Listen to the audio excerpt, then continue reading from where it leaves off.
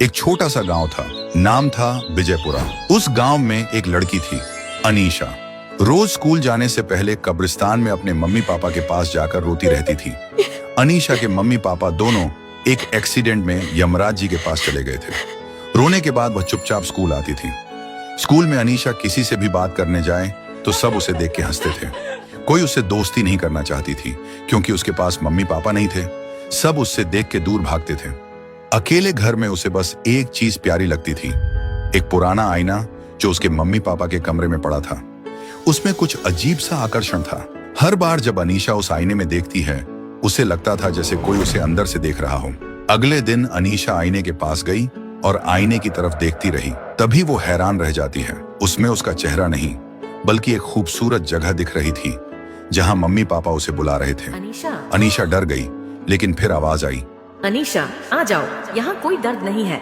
जैसे ही उसने आईने को छुआ, वो उसमें खींचती चली गई। अब वो एक जादुई दुनिया में थी। नीला आसमान, तितलियां और चारों तरफ हरियाली पेड़। अनीशा सामने देखा एक जगह जहां से उनके मम्मी उसको बुला रही थी।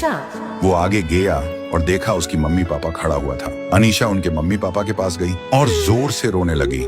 मम्मी ने कहा, अब कभी अकेली नहीं रहोगी बेटा, हम यहीं हैं तुम्हारे साथ। अनीशा खुश थी। वो दिन अनीशा ने बहुत हंसी खुशी में बिताया, लेकिन धीरे धीरे उसने देखा उस जगह पर कोई और भी लोग थे, ना हंसते हुए ना चलते हुए। ऐसा लगता था कोई जिंदा जैसा नहीं है।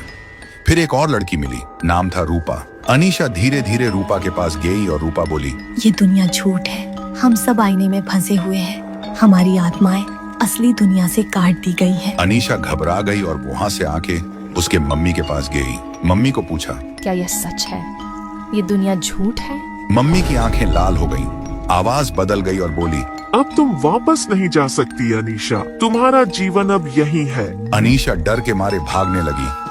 वो दौड़ती है, चिल्लाती है और वो आईना के पास जाने लगी। आईने की चमकती हुई सतह को छूते ही अचानक वो जोर से चीखती है और वापस अपने कमरे में आ जाती है और दौड़ के उनके मम्मी पापा के कमरे पर चली जाती है और देखती है आईना उधर ही खड़ा हुआ था। बहुत शांत, कोई आवाज नहीं। अनीशा हैरान हो गई। तभी बाहर से आवाज आई, अनीशा बेटा तुम ठीक तो हो ना? तभी दौड़ते हुए उनके मम्मी पापा आ जाती हैं। अनीशा रोने लगी और बोलने लगी, आप दोनों चले गए थे आईने में, मैं अकेली थी। मम्मी हैरान होके बोलती हैं, अरे नहीं बेटा, हम तो यहीं हैं। तुमने बुरा सपना देखा होगा।